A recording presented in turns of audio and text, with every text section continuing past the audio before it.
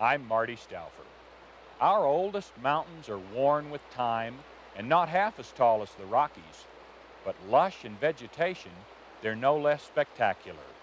And when spring arrives, the Blue Ridge Mountains of Virginia explode with vitality. Except for a few meadows, Shenandoah National Park is nearly covered by forest. Wildlife can find ample cover and nourishment in the burst of new life. In this season of birth, wildflowers emerge, the flowering trees and shrubs begin to bloom, and all living things rejoice. Join me as we walk in the splendor of a Shenandoah springtime.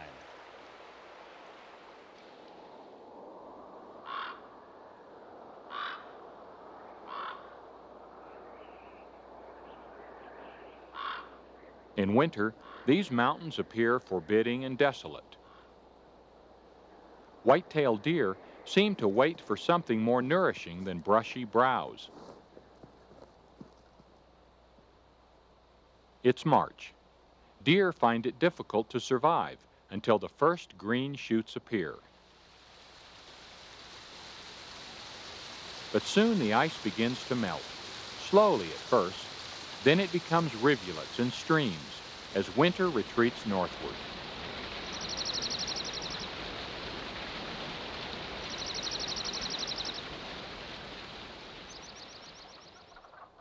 Fresh from hibernation in the forest duff, wood frogs find spawning pools and each other.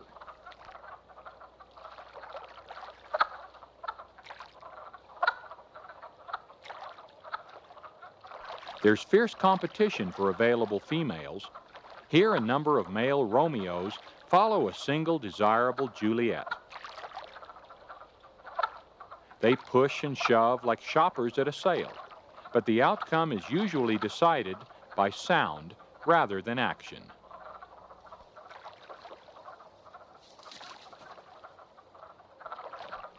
The oblivious frogs provide this opportunistic crow with a feast. He snatches a mating pair.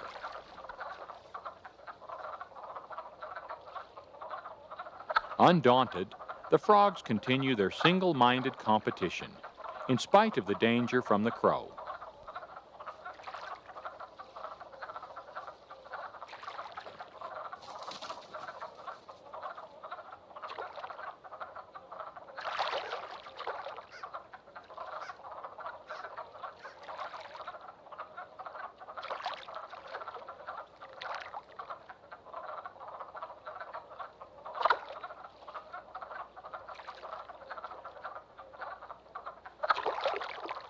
A male approaches from behind, coming from the pack of would-be suitors, and makes his move.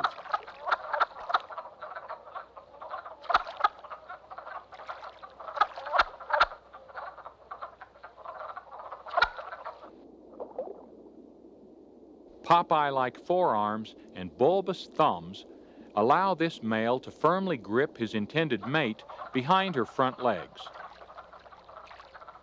The frogs stay locked together like this for some time.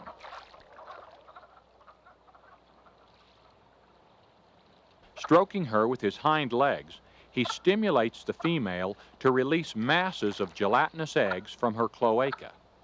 As she does so, the male fertilizes them with sperm.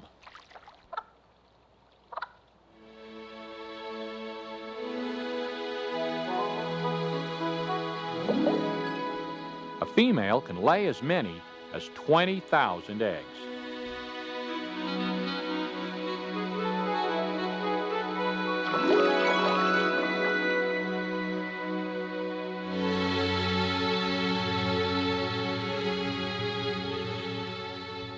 Spring comes in spurts to Shenandoah, as if uncertain of its welcome.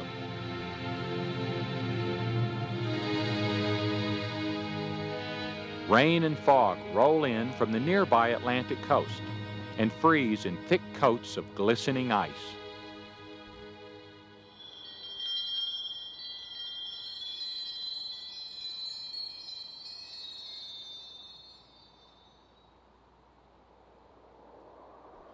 It sounds like crystal chandeliers falling when the ice-covered limbs come crashing down.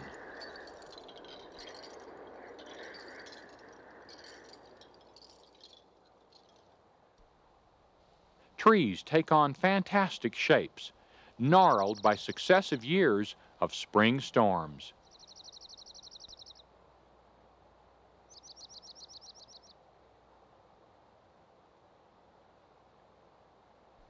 These veterans of many storms look less like trees than fanciful gargoyles. Just the same, a gray squirrel prefers these oak and pine forests. Normally solitary, a pair of possums come together to mate. They're not the most graceful of animals even on the ground, and apparently they're not meant for aerial acrobatics. The possum's prehensile tails are strong enough to support their entire weight, and it looks like a good thing. These primitive marsupials seem to have their hands full simply staying in the tree. Evening rises from the hollows, and shadows march up the hills.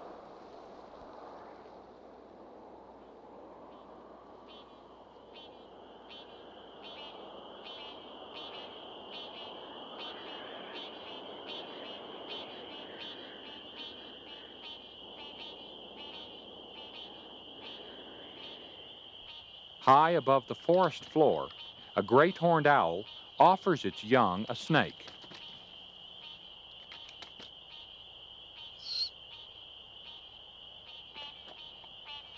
The female owl lays her eggs as much as 4 days apart, and she begins incubating them as soon as the first one is laid.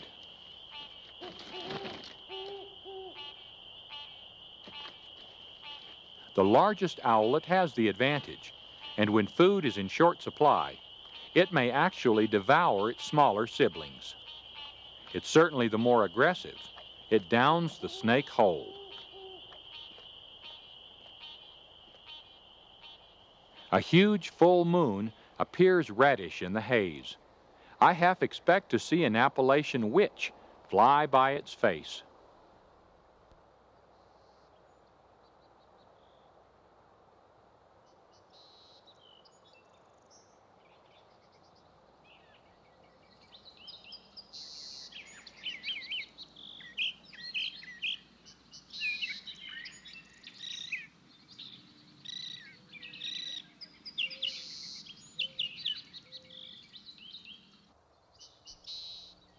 In mid-April, deciduous trees are still bare, but with the warmer weather comes new life, reaching for the light.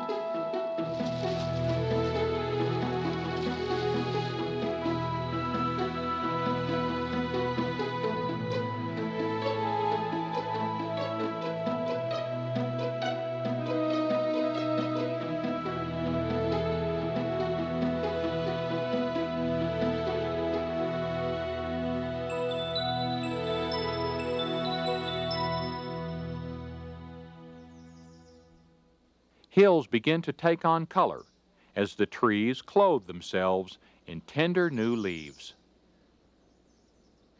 Wild turkeys strut their stuff. Fan-tailed toms show off before a harem of hens.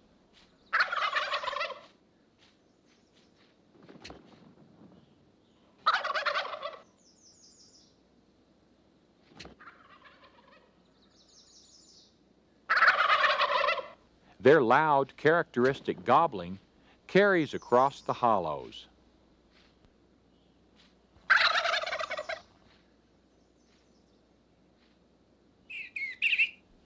Blue as the spring sky, a male eastern bluebird looks for a mate. The female hears his call, which he continues for a few days after she's on the territory. The park is also a magnet for bird watchers.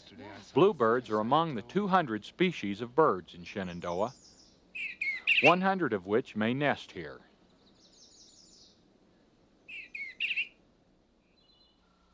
By late April, Shenandoah begins to flower in earnest. Petal-like bracts of dogwood light up the mountainsides like 1,000 candles. Hot pink redbud is another small tree of the understory. Later, its flowers will be replaced by edible pods. Butterflies emerge to enjoy the nectar flow as spring gains a foothold. Although the rocky wildness of the Blue Ridge Mountains makes me feel quite isolated, our nation's capital is actually nearby. Washington, D.C. is only 85 miles away.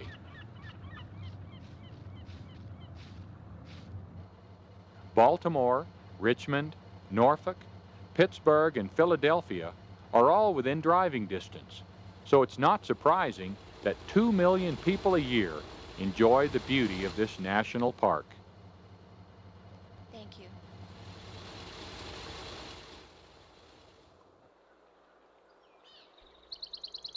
Now early May has warmed the water, and the wood frog's eggs have hatched. The pool squirms with tadpoles.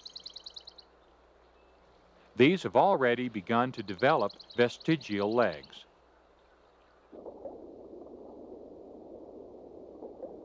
Most of these tadpoles will not survive.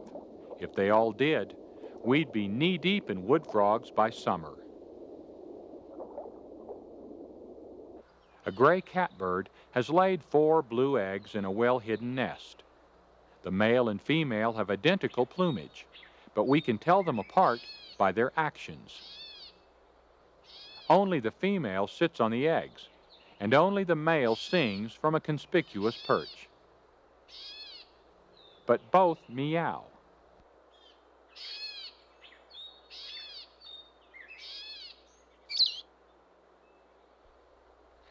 A female black bear has recently awakened from her winter's nap.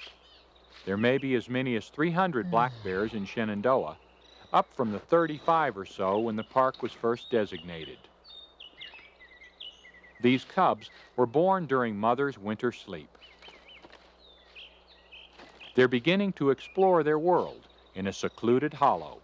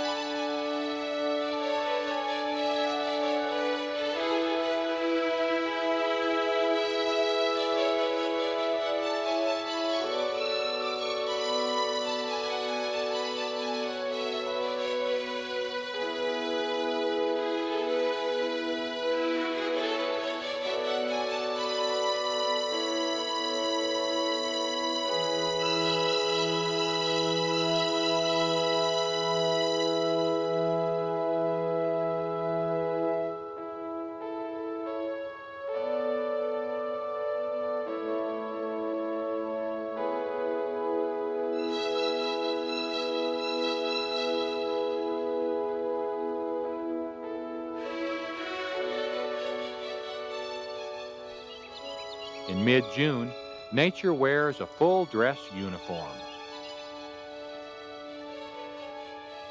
Flowers have opened and trees are fully leafed.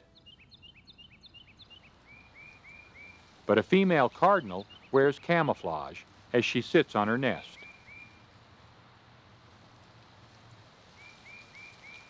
She's nearly invisible in the thick foliage. The bright red male is more easily spotted against the green. Bulge-eyed nestlings await his coming. Like babies everywhere at feeding time, they're hungry. Many seed eaters, like these cardinals, become insectivorous when feeding young. Over and over, he passes his mate a part of his catch as they share a seemingly endless task. The cardinal is the Virginia state bird, so these should feel right at home in Shenandoah. A female turkey urges her chicks from the nest with a special call.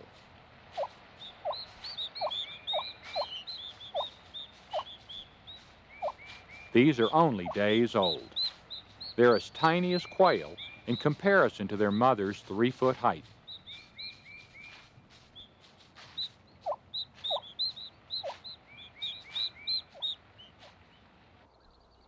Deer are usually wary, but these seem to know they're safe in the open. In a display of exuberance, these yearlings express the lightheartedness of the season. A new fawn is concentrating on eating. There's no distracting this baby for fun.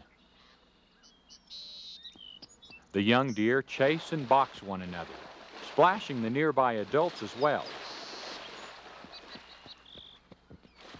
This play is serious business. It allows the young to practice skills they will need as adults.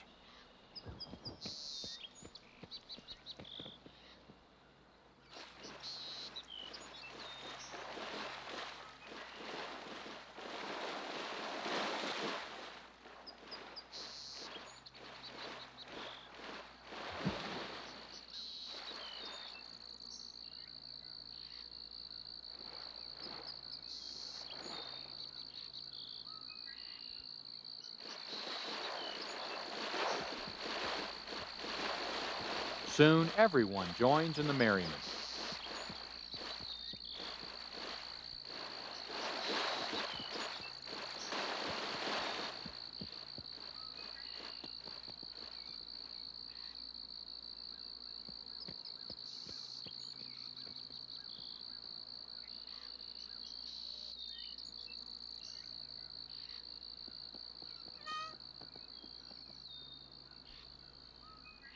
Sunrise and sunset are often spectacular in the park.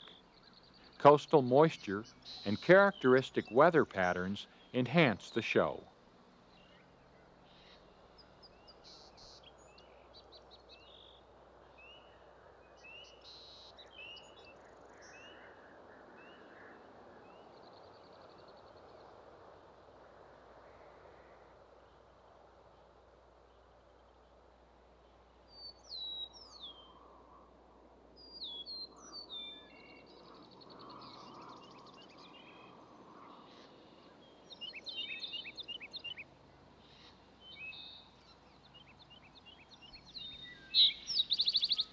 This rufous-sided towhee greets the morning as it calls, "Drink your tea."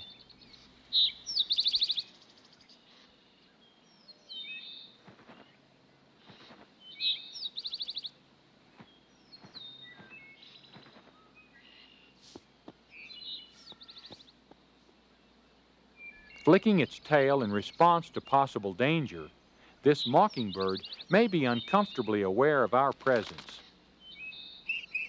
Like the cardinal, the male mockingbird does his fair share. He hunts incessantly and makes many trips back and forth.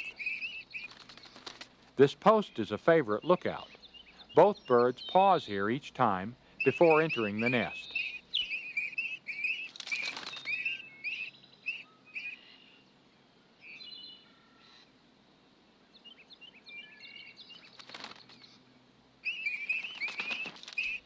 A variety of caterpillars, beetles, moths, and other insects are fed to the growing young.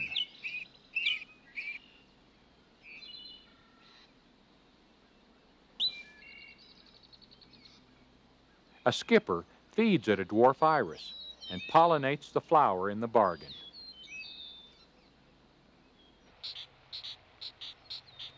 Young pileated woodpeckers beg for food at their nest hole high-rise. Their tiny heads already wear the bright red family crest. At 15 inches long, this is our largest woodpecker.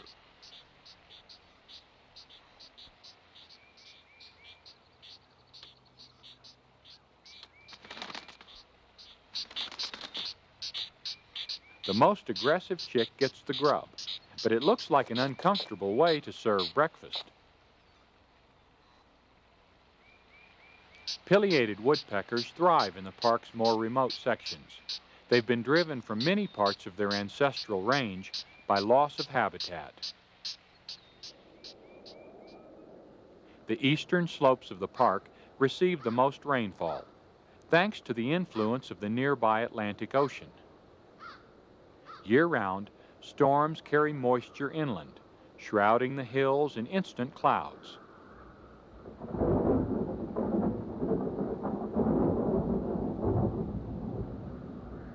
Over the warm spring earth, this moisture condenses and falls as rain.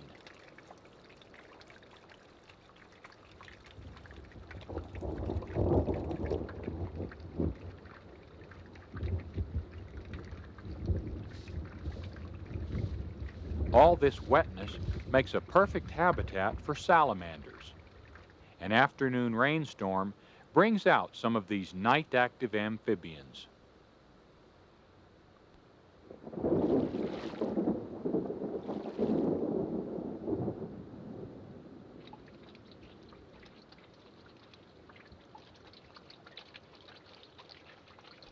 As the rain stops, rivulets join and wash downstream.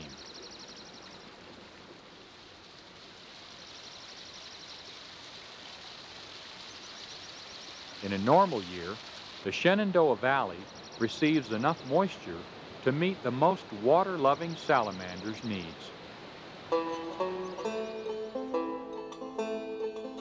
This area of Virginia was once farmland, but the earth was soon depleted. The thin mountain soil was not able to support heavy feeding crops like corn, or even the effects of grazing.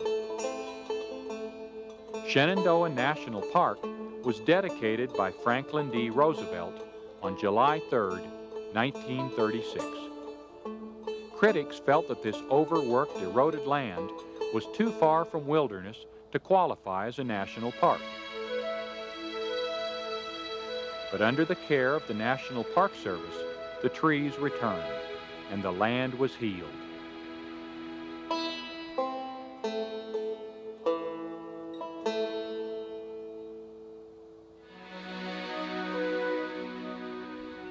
This ancient mountain fastness has once again become a place of wonder.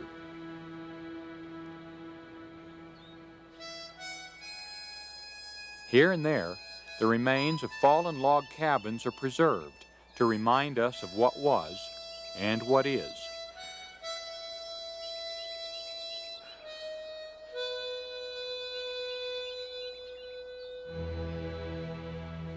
This small, comical caterpillar seems innocent enough, but appearances can be deceiving. This is the voracious larval stage of the gypsy moth.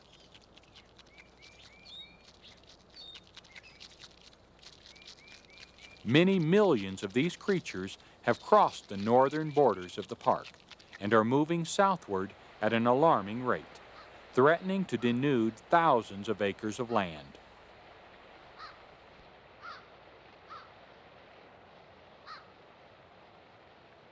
Unfortunately, the rugged oaks that were so successful in reforesting the park are also the most susceptible.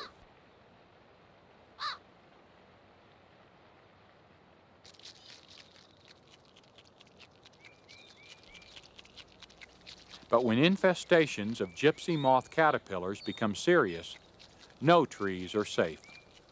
Neither are vines, flowers, or grasses. These trees have been stripped completely bare of leaves. If the damage continues for more than a single growing season, they will die. In an effort to stop the devastation, park officials have recruited modern fighting methods. A helicopter, outfitted with a spraying mechanism, enters the fray. These copters are able to pinpoint applications of insecticide in specific areas.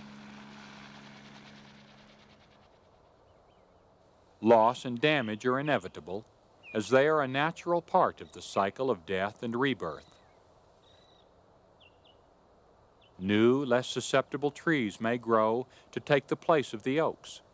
Still, we must continue to protect the beauty and health of these ancient mountains with their hard-won forests. And we must continue to learn how best to preserve them for generations to come.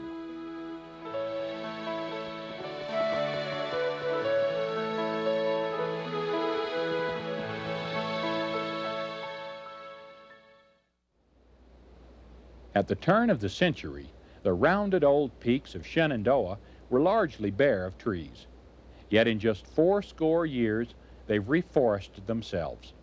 They've now returned to the paradise which existed when our nation was first settled. Our national park system deserves a lot of credit for helping preserve this Blue Ridge mountain majesty. But even more, this wilderness is testimony to the vitality of nature. Nowhere is the unending cycle of rebirth and renewal more evident than in a Shenandoah springtime. I'm Marty Stouffer. Until next time, enjoy our wild America.